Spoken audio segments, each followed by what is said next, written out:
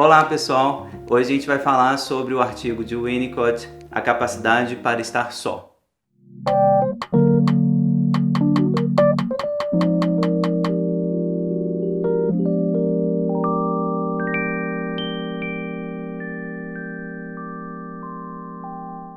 Esse artigo de Winnicott, A Capacidade para Estar Só, é de 1958 e está publicado no livro dele, O Ambiente e os Processos de Maturação, publicado aqui no Brasil pela Artes Médicas. É um artigo muito importante do ponto de vista clínico, mas também do ponto de vista teórico, né? Assim, do ponto de vista de uma teoria geral que o Winnicott está tentando desenvolver sobre o desenvolvimento do bebê, da criança humana. Ele vai dividir esse texto em várias sessões, eu quero acompanhar esse texto então em todas as suas sessões, fazer um comentário sobre cada uma delas. E na introdução, então, ele começa dizendo que estar só, a capacidade para estar só, é um dos sinais mais importantes do amadurecimento do desenvolvimento emocional. Observe então, já no título, no primeiríssimo parágrafo, ideias centrais no pensamento de Winnicott, né? A ideia de capacidade, ou seja, estar só não é algo que é inato, é uma capacidade a ser adquirida, é algo que a gente tem que construir, que existem condições ambientais a partir das quais nós podemos chegar lá e sem as quais nós não chegaríamos lá. Então esse é um ponto fundamental, e a ideia de amadurecimento que aparece já no primeiro parágrafo de Winnicott, né? A gente tem várias críticas a essa metáfora, por assim dizer, botânica do Winnicott, mas aqui é importante assinalar, ele está pressupondo que existe um encaminhamento, né? Existem condições para que a criança amadureça, para que a criança chegue num estágio que seja, por assim dizer, melhor, mais maduro, que é, por exemplo, indicado pela capacidade de estar só. Clinicamente, ainda na introdução, Winnicott aponta o silêncio como uma das manifestações dessa capacidade. Poder estar em silêncio, poder estar tranquilo na presença de alguém, na presença do analista, é um ótimo sinal dessa capacidade desenvolvida. A ideia de que eu não estou sendo perseguido, a ideia de que eu não preciso me angustiar quando eu estou sozinho, quando eu estou ali em silêncio, quando eu estou pensando, quando eu estou refletindo ou brincando sozinho, que eu posso ficar bem estando sozinho. Do ponto de vista psicanalítico, né, a gente pode dizer do medo de ficar sozinho, do desejo de ficar sozinho, mas o Winnicott quer apontar nesse texto sobre a capacidade de ficar sozinho, e em especial a capacidade de ficar sozinho na presença de alguém. Então o Winnicott vai apresentar uma ideia muito paradoxal, e é sobre isso que a gente vai falar nas próximas sessões. Na sessão Relacionamento a 2 ou 3 pessoas, o Winnicott vai lembrar que é fundamental situar a relação diádica no início da vida humana. A relação do sujeito consigo mesmo, ela é posterior. Então, o Winnicott vai lembrar da configuração edípica, conversando com Freud, essa relação triádica, que é ainda posterior a essa relação diádica do bebê com a mãe. É claro que o Winnicott sempre está fazendo essa advertência à mãe ou mãe substituta, ou seja, o Winnicott está apontando aqui que qualquer adulto, homem ou mulher, pode desempenhar essa relação diádica absolutamente necessária para o bebê, ou seja, a relação com um adulto que vai cuidar preocupadamente, absolutamente identificada com as necessidades do bebê. Isso pode ser feito tanto por uma mulher quanto por um homem, mas claro, ele está usando aqui o termo mãe, como é comum na nossa cultura. Feita essa advertência, é importante lembrar que o Winnicott está apontando então para uma certa lógica no desenvolvimento. Primeiro, uma relação diádica, já que o bebê não existe sem a mãe. Não há um eu ali constituído também, mesmo no pensamento do Winnicott. Segundo, uma relação triádica, ou seja, o pai entra, começam a aparecer algumas distinções e, finalmente, se houver condições para isso, se as condições ambientais amorosas foram cumpridas, então há uma relação pessoal consigo mesmo. O sujeito consegue ficar sozinho, consegue se articular consigo mesmo, principalmente na presença de alguém. Então, uma sessão breve na qual o Winnicott está apontando para prioridade da relação diádica aqui no pensamento dele, um pouco apontando para a impossibilidade do bebê já estar sozinho, mesmo em termos de narcisismo, desde o início. É essa crítica que está presente aqui nessa sessão. Não há um narcisismo primário, por assim dizer, no pensamento do Winnicott aqui, né? Um narcisismo em termos de uma sensação de estar só, em termos de eu existo, eu sou, independentemente da presença do outro. Para que isso possa aparecer, muita coisa tem que ser percorrida, muita coisa teve que ser vivida, experimentada, para que essa capacidade do eu sou possa vir a aparecer de fato. Na seção Ficar Realmente Só, o Winnicott vai dizer: a pessoa pode estar num confinamento solitário e ainda assim não ser capaz de ficar só. Nessa seção de 2 parágrafos, no segundo parágrafo, o Winnicott vai apontar para 2 direções muito importantes e que tem a ver com 2 grandes percursos dentro da obra dele. O parágrafo diz o seguinte: a capacidade de estar só ou é um fenômeno altamente sofisticado, ao qual uma pessoa pode chegar em seu desenvolvimento depois do estabelecimento de relações triádicas, ou seja, depois do Édipo, é uma capacidade que a criança vai adquirir, então é uma capacidade mais tardia, ou então é um fenômeno do início da vida que merece um estudo especial porque é a base sobre a qual a solidão sofisticada se constrói. Então esse é um outro percurso que eu acho que tem muito a ver com o que o Winnicott vai chamar de verdadeiro self, de um núcleo não comunicável, que é o ser mesmo do sujeito. Isso vai aparecer no pensamento do Winnicott em outros artigos, inclusive num artigo presente nesse livro aqui, O Ambiente e os Processos de Maturação, um artigo que se chama Comunicação e Falta de Comunicação, levando ao estudo de certos opostos, um artigo de 1963. Portanto, 5 anos depois desse A Capacidade para Estar Só. Nesse artigo, o Winnicott vai apontar para esse núcleo não comunicável, né, que tem a ver com o verdadeiro self, tem a ver com uma solidão essencial. Isso é um outro percurso. Eu acho, então, que falar em solidão para o Winnicott, a gente tem que fazer uma distinção inicial. Ele está falando dessa capacidade para estar só, que é pós-edípica, mas muitas vezes na obra dele está falando de uma solidão essencial ligado a aspectos não comunicáveis de si mesmo, que se articulam ao verdadeiro self, que evidentemente não dependem do Édipo, né? São pré-edípicos na verdade, mas isso é uma outra conversa que o Winnicott não vai entrar nesse artigo aqui. Ele está interessado na capacidade para ficar só, que vai ser construída depois das relações diádicas e triádicas, depois do Édipo, depois que a gente conseguiu introjetar a presença do outro. Na verdade, essa capacidade para estar só, vocês vão ver, ela é oriunda da introjeção da presença do outro no sujeito. Isso é o que ele começa a apontar na seção do artigo chamado Paradoxo. Então, nessa seção, o Winnicott vai apontar o seguinte: essa experiência da capacidade para ficar só, é a de ficar só, como lactente ou criança pequena, na presença da mãe. Assim, a base da capacidade de ficar só é um paradoxo. É a capacidade de ficar só quando mais alguém está presente. A mãe está ali totalmente presente, confiantemente presente, preocupada, absolutamente identificada com seu bebê, nesse período que o Winnicott vai chamar de preocupação materna primária, extremamente concernida, preocupada com a criança.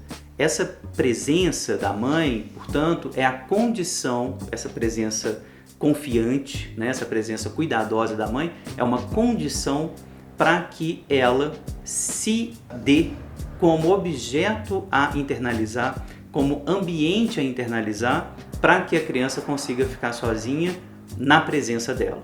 Então, uma experiência específica ligada ao amor específico dessa relação diádica que estabelece esse paradoxo. A criança vai poder ficar tranquila, brincando, pensando, né, devaneando ali, porque existe uma mãe que faz um holding de tal maneira que faz com que a criança consiga quase se deixar solta, ficar ali tranquila, sem que experiências internas ou externas a atormentem persecutoriamente.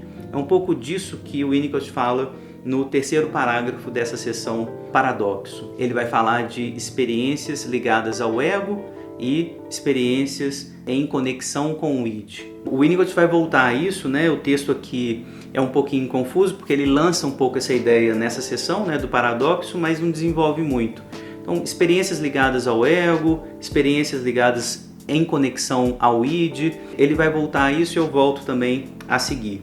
Tem uma outra seção depois do coito, uma experiência que o sujeito ele pode então apreciar a solidão compartilhada, logo depois de transar com alguém, que se articula a isso que ele está querendo apontar como você teve uma experiência na presença de alguém, uma experiência muito íntima, que é muito excitante, mas depois disso você pode relaxar e ficar ali tranquilo na presença de alguém, estando sozinho. Essa cena, então, essa cena pós-coito, né, pós-transa, é uma cena importante aqui como metáfora, né, disso que vai ser a capacidade para ficar só.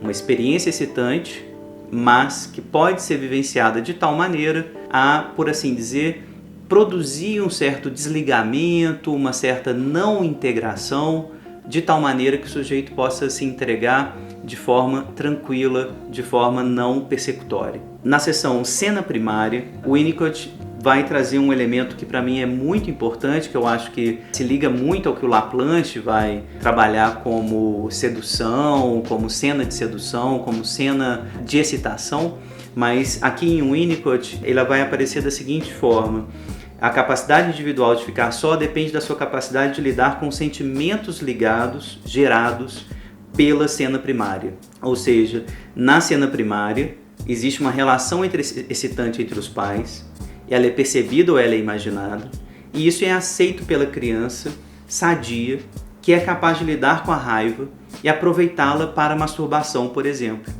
Na masturbação, a responsabilidade inteira pela fantasia, consciente e inconsciente, é aceita pela criança, que é a terceira pessoa numa relação triádica ou triangular. Ou seja, nessa sessão, o Winnicott está trazendo o sexual como uma experiência do id, né, como ele vai começar a articular, mas essa experiência do id, ela vai ser bem apropriada pelo eu, né? Então você tem uma excitação que veio proveniente dessa cena primária, que você viu, que você imaginou, mas essa sensação, essa excitação, ela é apropriada pelo eu, fortalece o eu, por assim dizer. O eu se articula, ele integra essa excitação, e essa excitação integrada pelo eu, através do corpo, através dessa medida genitalizada, que é a medida masturbatória, essa medida ela começa a elaborar, ela consegue metabolizar essa excitação. Ou seja, a excitação ela não é persecutória, ela não é violenta, ela não ataca o eu.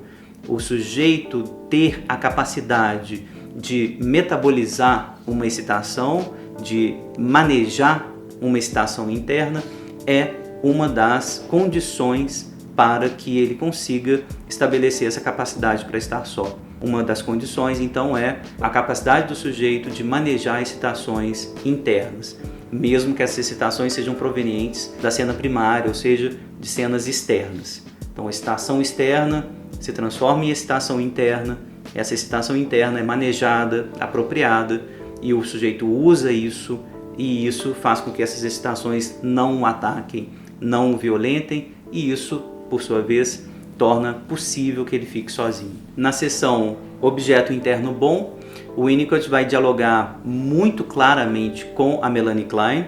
Aliás, um outro vídeo que eu vou fazer sobre o sentimento da solidão, que é um artigo da Melanie Klein, vocês vão ver O Winnicott está conversando profundamente com esse artigo da Melanie Klein. Existe um diálogo, né, muito claro entre esses dois artigos. É importante ler o artigo da Melanie Klein para entender esse artigo do Winnicott aqui também. Mas aqui nessa sessão, o Winnicott vai se valer de uma tese fundamental da Klein, qual seja a ideia de que objetos bons internos vão ser internalizados e que a internalização, a introjeção desses objetos bons são a condição para que o sujeito fique bem, para que o sujeito consiga ficar bem sozinho.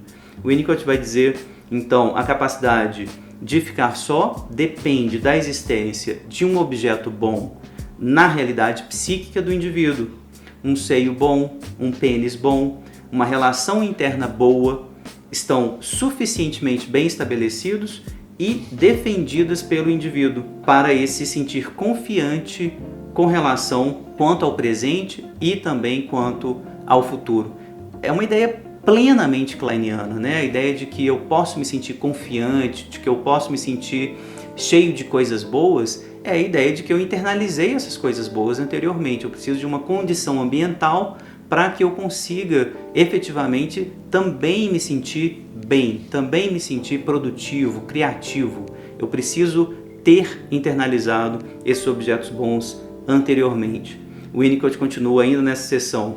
A relação do indivíduo com esse objeto interno, junto com a confiança com relação às relações internas, lhe dá autossuficiência para viver, de modo que ele ou ela fica temporariamente capaz de descansar contente, mesmo na ausência do objeto ou de estímulos externos. Tá vendo essa cena do descanso contente, de um certo estado tranquilo? Isso é absolutamente fundamental para caracterizar a capacidade para ficar só. A capacidade para ficar só é uma capacidade para ficar só de forma tranquila, de forma contente, sentindo um certo contentamento de existir. O Winnicott está falando de uma certa excitação bem vivida, de um gozo tranquilo. É essa a característica afetiva da capacidade para ficar só. Maturidade e capacidade de ficar só, então, vão se articulando nessa ideia de um ambiente gratificante, de também poder estar bem com esse ambiente, de poder trocar, porque você se identifica com esse ambiente gratificante, porque você também vai ter coisas para dar ao outro, porque você recebeu coisas boas e internalizou essas coisas boas. Então essa ideia de gratificação, essa ideia de integração, de integralização dos seus objetos internos bons, tudo isso está se articulando tanto a maturidade quanto a capacidade para ficar só. No final dessa sessão, então, objeto interno bom, isso que eu estou grifando, que eu acho fundamental, deve haver uma falta relativa de ansiedade persecutória. Quer dizer, o que é tratado efetivamente por essa capacidade de ficar só é a ansiedade persecutória. A excitação, ela não aparece mais como atacante ou prioritariamente como atacante, né? O ataque pulsional, o ataque do id, ele é articulado, ele é integrado, usado pelo eu de tal forma que essas excitações elas não se tornam tão persecutórias, tornando possível ficar só em estado tranquilo. Se essas excitações elas atacam, elas se transformam em angústia, elas se transformam em fantasias persecutórias, de culpa, e aí é impossível ficar sozinho. E é isso que vai fazer com que a gente demande a presença externa do outro, para que a gente consiga, de alguma forma, através desse objeto externo, nos apaziguar. Mas a ideia do Winnicott é que esse outro externo, ele seja aos pouquinhos introjetado. E essa introjeção, ela tem que acontecer porque esse outro externo também é tranquilo. Isso abre um pouco o parêntese aqui para aquilo que o Winnicott fala das mães deprimidas, das mães extremamente preocupadas, né, preocupadas de uma maneira ruim, que não deixa a criança tranquila. Então, essa excitação externa, ela é persecutória e ela vai ser internalizada também de maneira persecutória, impedindo com que a criança fique sozinha. Na seção Ficar Só no estado imaturo, o Winnicott vai falar também de um estado não sofisticado de ficar só.